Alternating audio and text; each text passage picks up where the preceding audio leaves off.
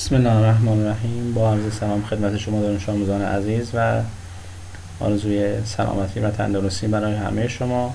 در خدمت شما هستم با درس اول از فصل سوم کتاب ریاضی و آمار 2.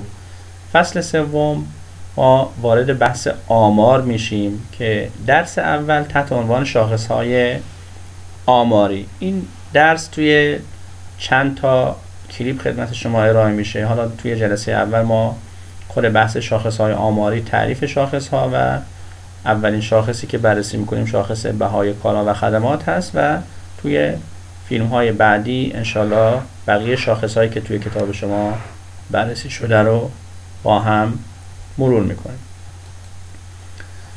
شما پارسال با بحث آمار آشنا شدید و اونجا با اصطلاحاتی مثل نمونه‌گیری و حالا آمارگیری و این نوع اصطلاحاتی که پارسال گفتیم آشنا هستید. نمونه‌گیری از هزینه و درآمد خانوارها یکی از مهمترین طرح‌های آمارگیری در هر کشوری هست.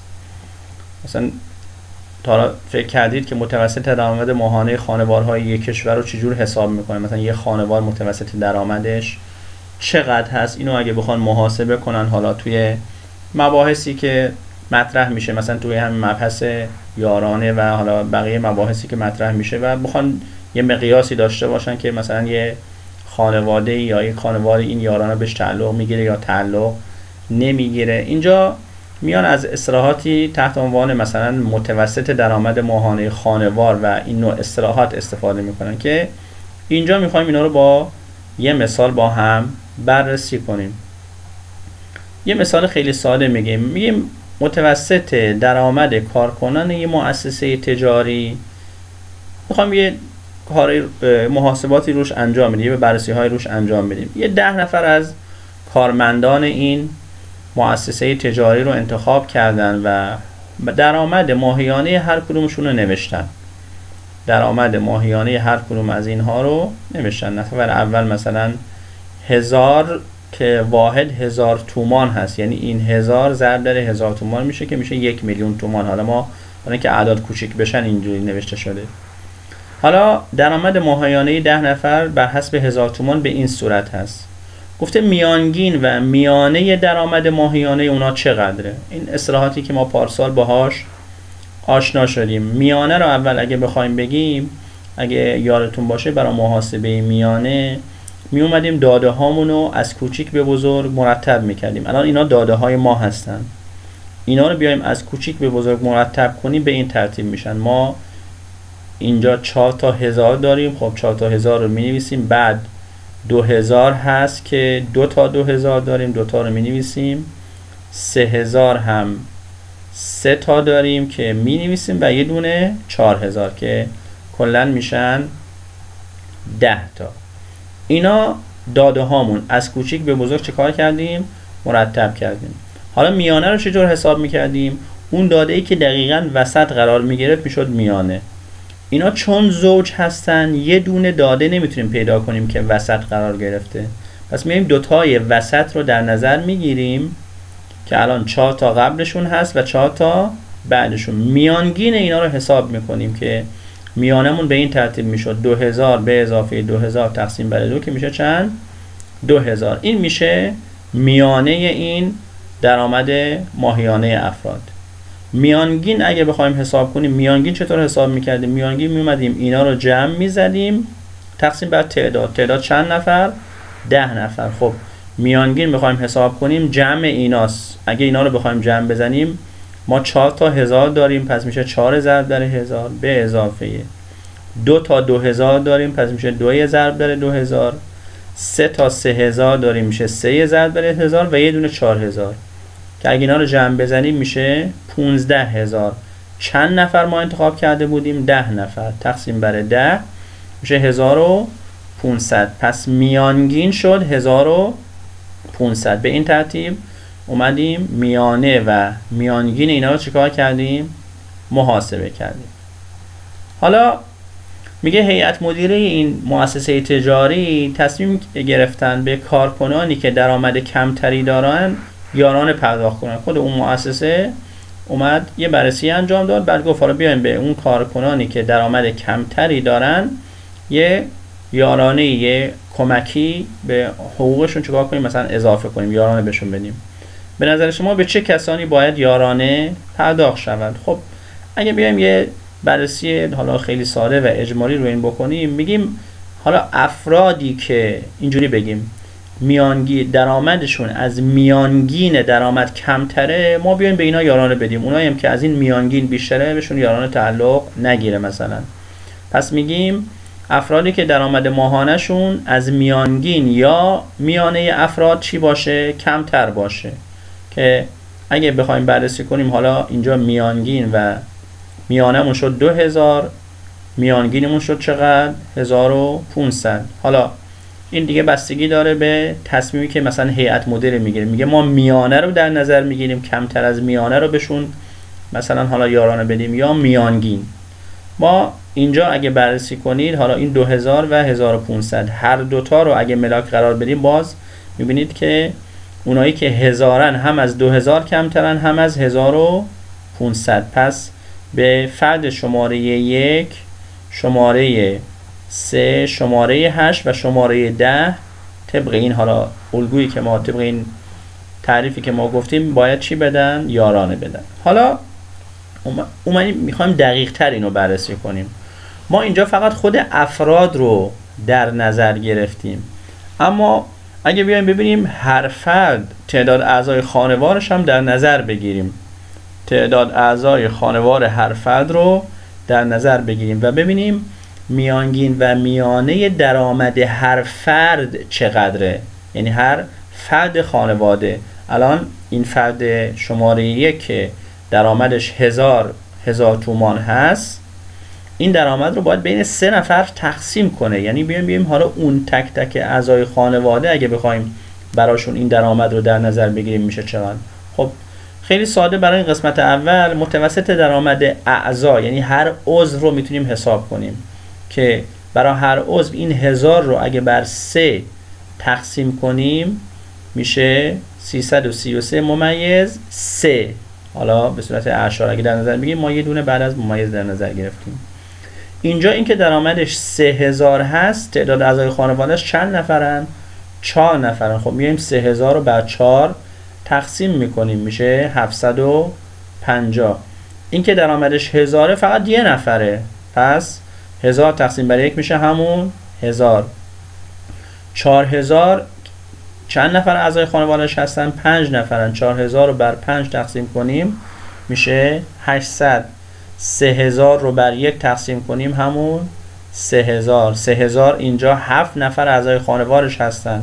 3000 رو بر 7 تقسیم کنیم میشه 428 ممیز نیم. تو نگاه اول ما این 2 نفر رو برابر گرفته بودیم، ولی الان میبینید این اعضای خانواده‌اش یه نفر، یعنی فقط خودشه، اما این 7 نفر اعضای خانواده‌اش هستن. پس مشخصه اینا شرایط یکسان ندارن. 2000 رو اینجا بر 3 تقسیم کنیم میشه 666 ممیز 6. 1000 رو بر 4 تقسیم کنیم میشه 250. 2000 رو بر 2 تقسیم کنیم میشه 1000 و 1000 رو بر 1 تقسیم کنیم میشه باز 1000. این متوسط درآمد اعضای خانواده، یعنی هر فرد از خانوار رو اگه بخوایم در نظر بگیریم متوسط درآمدش این اعداد هستن. حالا برای اینا اگه بخوایم میانه و میانگین حساب کنیم، یعنی برای هر فرد، یعنی هر فردی که اینجا به عنوان کارمند هست ما اعضای خانوادهش رو هم در نظر میگیریم. خب اینا رو اگه بخوایم براشون میانه حساب کنیم، میایم از کوچیک به بزرگ مرتبشون میکنیم داده هامونو، باز دوتای وسط میانگینشون حساب میکنیم، این میشه میانه که میشه 775. اما اگه بخوایم میانگین حساب کنیم، اینجا رو خوب دقت کنید. اولا درآمد که همون درآمده، یعنی همون جمع قبلیه، همون جمعی که اونجا داشتیم 15000. اما اینجا ما تک تک اعضای خانوار رو هم در نظر گرفتیم. اینجا بر 10 تقسیم نمی کنیم، میایم بر جمع این افراد، یعنی کل افراد خانواری که این 10 نفر دارن تقسیم میکنیم که اگه این عددا رو با هم جمع بزنیم میشه 31. پس این دفعه 15000 رو بر 31 تقسیم میکنیم که میشه 483 ممیز 87. پس میانگین شد 483 ممیز 87، میانه شد 775. حالا میگه با این اطلاعات بگید حالا این دفعه به کی باید یارانه بدن. خب ما اینجا اگه میانگین رو در نظر بگیریم یا میانه، ببینید اینجا اولا عدداشون تفاوت با هم دیگه دارن که این 483 ممیز 87 این 775 هست. ما مثلا اگه میانه رو در نظر بگیریم که 775، حالا افرادی که کمتر از میانه هستن اینا میشن دیگه اونایی که 250 هن یا 333 ممیز 3 یا 428 ممیز نیم یا 666 ممیز 6، اینا یا 750. اینا از 775 کمترن که اگه به جدول مراجعه کنیم 250 و 333 مثلا میشه فرد شماره 8 و شماره 1 که 333 هست، شماره 6 که 428 هست، شماره 7 که 666 هست و شماره 2 که 750 هست. پس اگه میانه رو در نظر بگیریم میگیم به این افراد باید یارانه تعلق بگیره طبق حالا تعداد اعضای خانوارشون. اگه میانگین رو در نظر بگیریم کمتر از میانگین، این دفعه میانگین 483، یعنی میبینید الان این و این حذف میشن، کمتر از میانگین میشن این سه تا که میشن 1 و 6 و 8. پس میبینید اینجا یه تفاوتی بین اینا الان به وجود اومد. اینجا بر اساس میانه این افراد انتخاب شدن، بر اساس میانگین این افراد انتخاب شدن که علت این تفاوت اصطلاحاً وجود یه داده تحت عنوان داده دورافتاده است. شما با این اصطلاح پارسال آشنا شدید، داده‌ای که از بقیه داده ها خیلی بزرگتر یا خیلی کوچکتر باشه. ما این داده ها رو اگه بررسی کنید میبینید یه 3000 هست که با اینا خیلی فاصله داره، یه 3000 هست که با اینا خیلی فاصله داره. پس داده دورافتاده وقتی به وجود میاد توی داده هامون، وقتی داده دورافتاده داریم میبینید که میانه و میانگین اطلاعات یکسانی به ما نمیدن. تو این نوع مواقع میگیم زمانی که داده دورافتاده داریم میانگین معیار مناسبی نیست و ما باید از چی استفاده کنیم؟ از میانه استفاده کنیم برای حالا هر تصمیمی که میخوایم در مورد اون داده هامون بگیریم و این نکته خیلی مهمی هست. حالا یه تعریفی که شاید خیلی هم شنیده باشید تحت عنوان خط فقر میخوایم بگیم. خط فقر چیه؟ کمینه یا کمترین مقدار حداقل درآمدیه که برای زندگی یک نفر در ماه مورد نیازه، به اون میگیم خط فقر. کمترین مقدار درآمدی که برای زندگی یک نفر در یک ماه مورد نیاز است بهش میگن خط فقر. مثلا بگیم اگر بگن خط فقر مثلا 100,000 تومان است، یعنی یک فرد برای اینکه در یک ماه بتونه زندگی خودش رو بچرخونه حداقل درآمدش باید چقدر باشه؟ 100,000 تومان باشه. کمتر از 100,000 تومان باشه مطمئنا توی درآمدهای توی تامین ماه احتیاج زندگیش به مشکل برمیخوره. حالا خط فقر رو چطور میان مشخص میکنن؟ خط فقر برابر است با نصف میانگین یا نصف میانه درآمد ماهیانه افراد جامعه.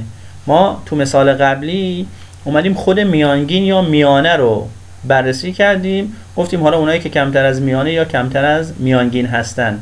اما تو بحث خط فقر همون میانگین رو باز تقسیم بر 2 میکنن، یعنی نصف میکنن.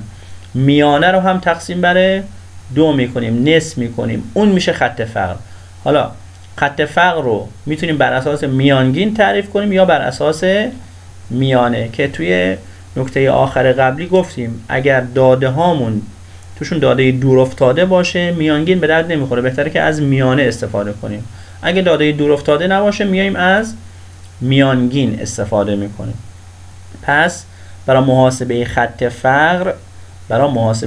فقر حالا بر اساس میانگین، مثلا میانگین درآمد افراد رو حساب میکنیم، عددی که به دست اومد تقسیم بر 2.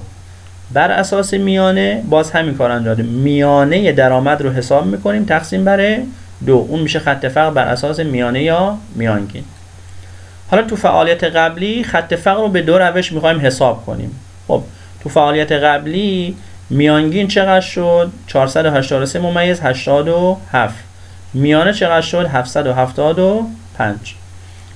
میگیم خط فقر بر اساس میانگین. اگه بر اساس میانگین بخوایم حساب کنیم باید میانگین رو تقسیم بر 2 کنیم که میشه 241 ممیز 935 هزارم. این میشه خط فقر. یعنی افرادی که درآمدشون کمتر از این مقدار اصطلاحاً میگیم زیر خط فقر هستن و افرادی که درآمدشون بیشتر از این مقدار باشه در ماه میشه بالای خط فقر.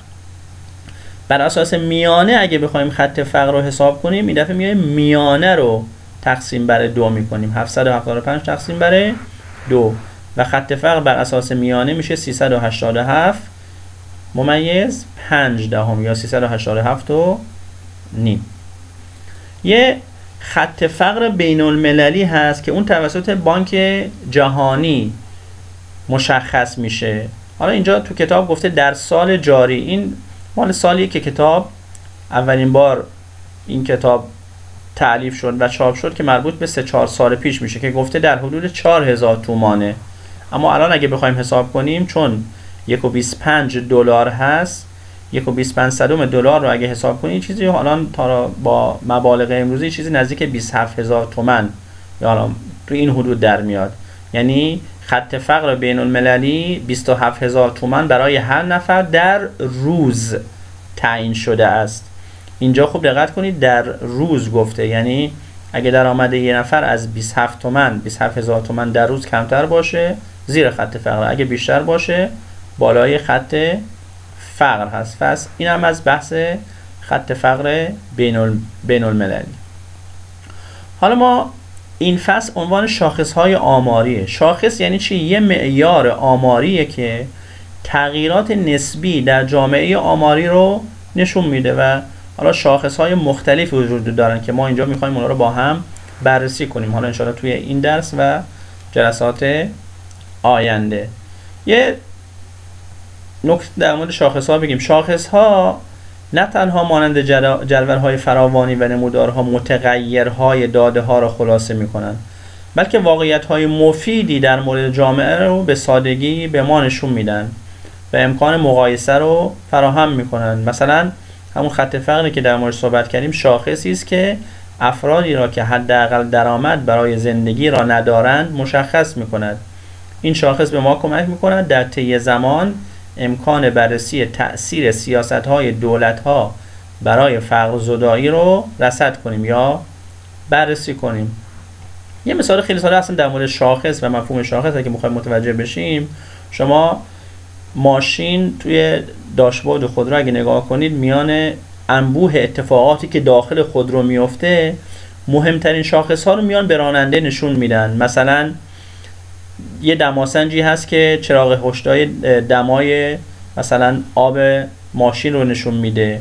نشانگر میزان سوخت هست که به ما میگه سوخت ماشین در چه حدی هست. چراغ راهنمای اتومبیل هست، چراغ‌های هشدار هستن. سرعت سنج هست که سرعت اتومبیل نشون میده.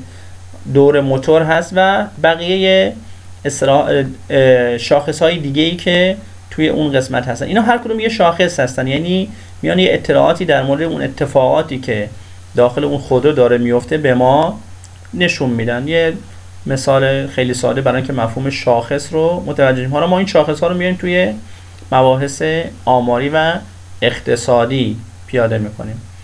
اولین شاخصی که میخوایم بررسی کنیم و در مورد صحبت کنیم شاخص بهای کالا و خدمات هست. شاخص بهای کالا و خدمات مصرفی متوسط مبلغ پرداخت شده از سوی مصرف کنندگان برای مجموعه‌ای از تعداد زیادی کالا و خدمت در طول یک سال هست. خب کالا که مشخصه، ما یک کالایی رو میخریم، این بحثش مشخصه. خدمات چیا هستن؟ خدمات مصرفی اون خدماتی هستن که ما حالا از ارگان‌های مختلف میگیریم، مثلا برق، آب، گاز یا حالا اینترنت، تلفن و حالا خدمات مختلفی که از ارگان‌های مختلف میگیریم. اینا ما براشون هزینه میکنیم، به اینا یه مبلغی پرداخت میکنیم. اینا هم جزء چیزهایی هستن که توی بحث شاخص ها باید به اینها دقت کنیم. حالا این شاخص تحولات قیمت رو بر مبنای یک سال پایه نشون میدن. یعنی ما میایم یه کالایی رو، حالا یا دو تا کالا رو میایم قیمتشون رو در یه سالی به عنوان سال پایه در نظر، مثلا الان میخوایم بررسی کنیم، میگیم مثلا قیمت مثلا یا شاخص قیمت یه کالایی در سال مثلا 90 اینقدر بوده، الان در سال مثلا 99 شده اینقدر. ما 90 میشه سال پایه برامون، چون داریم نسبت به اون سال مقایسمون رو انجام میدیم. سال 99 که داریم در موردش صحبت میکنیم مثلا میشه سال مورد نظر، اون سالی که میخوایم محاسبه رو توش انجام بدیم.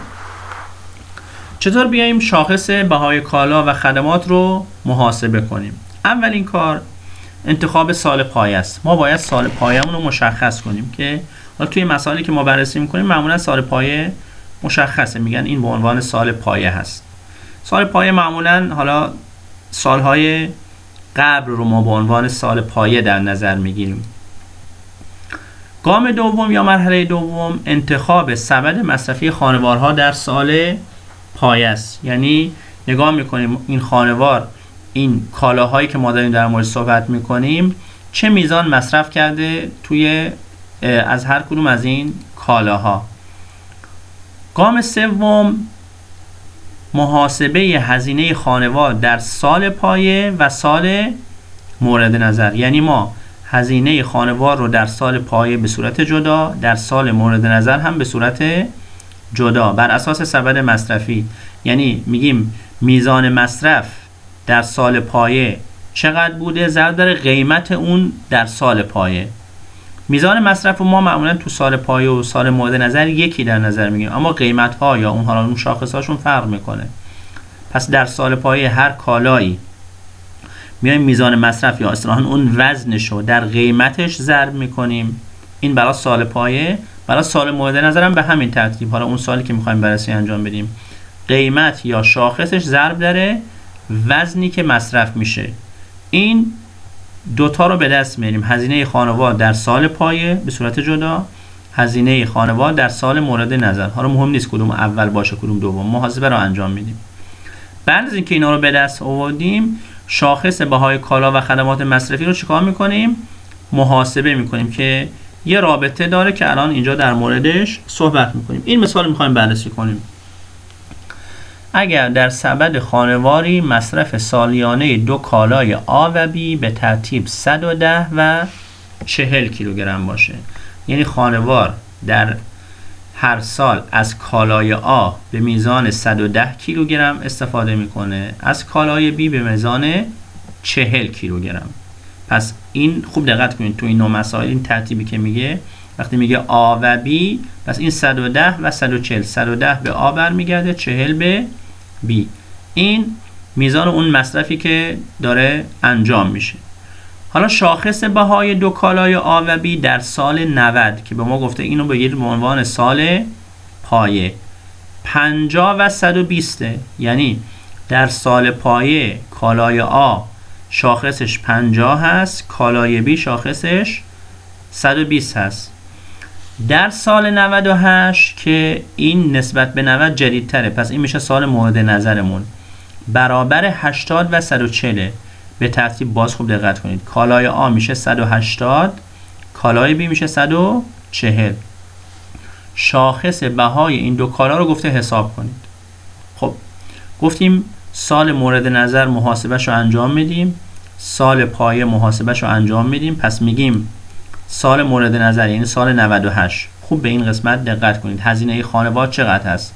خب در سال 98 کالای آ قیمت حالا یا شاخصش 180، کالای بی 140.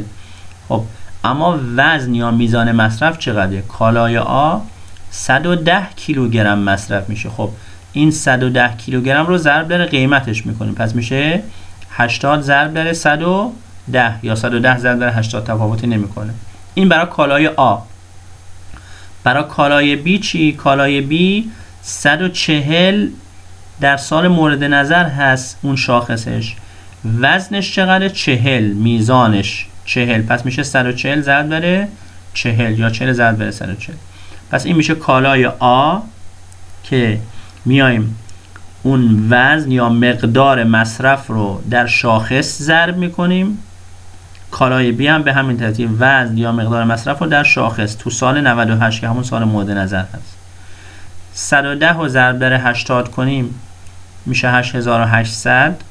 40 رو ضرب در 140 کنیم میشه 5600. اینا رو با هم جمع میزنیم میشه 14400.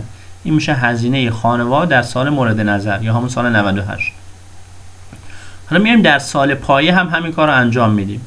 خب تفاوتش با سال مورد نظر چیه؟ فقط توی این شاخص ها یا قیمت ها هست.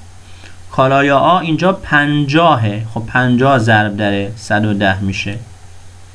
کالای بی اینجا 120، 120 ضرب در 40 میشه. اگه دقت کنید اون وزن یا مقدار مصرف تو هر دوتا یکیه، فقط شاخص یا قیمته که در سال مورد نظر و سال پایه با هم تفاوت میکنه. اینجا هم اگه ضرب کنیم میشه 5500 به اضافه 4800 جمعشون میشه 10300. حالا میخوایم شاخص حساب کنیم. شاخص بهای دو کالای آ و بی میشه هزینه خانوار در سال مورد نظر تقسیم بر هزینه خانوار در سال پایه. هزینه خانوار در سال مورد نظر چقدره؟ 14400 تقسیم بر هزینه خانوار در سال پایه چقدره؟ 10300. این دوتا رو تقسیمشون رو ضرب در 100 میکنیم. خب این تقسیم رو انجام بدیم. 14400 تقسیم بر 10300 میشه 1/398. ضرب در 100ش کنیم میشه 139/8. پس شاخص بهای این دو کالا میشه 139/8. یه مثال دیگه بگیم. میگه اگه سبد هزینه خانواری در سال پایه از دو کالای نان و گوشت، اینجا به جای اینکه بگه آ و بی اسم کالا رو گفته نان و گوشت، حالا میتونه هر کالایی باشه، تشکیل شده باشه. قیمت این دو کالا در سال پایه به ترتیب 1000 و 50000 هست. یعنی نان قیمتش 1000، گوشت قیمتش 50000 ریال. این در سال پایه است که حالا هر سالی میتونه باشه چون اینجا اشاره بهش نکرده، گفته سال پایه. در سال مورد نظر این قیمت برای نان شده 1500، برای گوشت شده 70000 ریال. با فرض آن که مقادیر مصرفی نان و گوشت در سال پایه به ترتیب 280. پس این 200 میزان مصرف یا وزن نان هست، 80 میزان مصرف یا وزن گوشت که دیگه ما اینو ثابت میگیریم هم برای سال پایه هم سال مورد نظر. شاخص بهای نان و گوشت رو محاسبه کنید. گفتیم سال مورد نظر رو حساب میکنیم، هزینه سال پایه رو حساب میکنیم، هزینه سال مورد نظر تقسیم بر هزینه سال پایه. خب هزینه خانوار در سال مورد نظر، این سال مورد نظر ما اینه دیگه، 1500 برای نون هست، برای نان هست، 200 هم که وزن یا میزان نان هست، پس میشه 1500 ضرب در 200. این برای نان. به اضافه در سال مورد نظر 70000 برای گوشت هست، وزن هم چقدره؟ 80. پس میشه 70000 ضرب در 80. این دوتا رو ضرب کنیم میشه 300000. این دوتا رو هم اگه ضرب کنیم میشه 5,600,000. جمع این دوتا میشود 5,900,000. این میشه هزینه خانوار در سال مورد نظر. حالا در سال پایه چه کار کنیم؟ تو سال پایه همین وزنها رو این دفعه در این قیمت ها ضرب میکنیم. یعنی برای نان میشه 1000 ضرب در 200 و برای گوشت میشه 50,000 ضرب در 80 که این دوتا رو ضرب کنیم و جمع بزنیم حاصل نهایی رو میشه 4,200,000. حالا شاخص بهای نان و گوشت میشه هزینه خانوار در سال مورد نظر که این عدد به دست اومد 5,900,000 تقسیم بر هزینه خانوار در سال پایه که میشه 4,200,000. این دوتا رو تقسیم میکنیم میتونیم صفرها رو با هم حذف کنیم. 59 تقسیم بر 42 تقسیم میکنیم. جواب رو در 100 ضرب میکنیم. میشه 140 ممیز 5 دهم یا 140 و نیم. این میشه شاخص بهای نان و گوشت توی این مسئله. انشالله با این مباحث که گفتم با مفهوم حالا تعریف خود شاخص و بحث شاخص بهای کالا و خدمات و بحث خط فقر، محاسبه میانه و میانگین، تفاوتشون چه زمانی میانگین خوبه چه زمانی میانه خوبه، با اینا خوب آشنا شده باشید. بعد از انشالله فهمیدن خوب درس این سوال رو به عنوان تمرین این قسمت حل میکنید و برای من ارسال میکنید. خسته نباشید، سالم و تندرست باشید.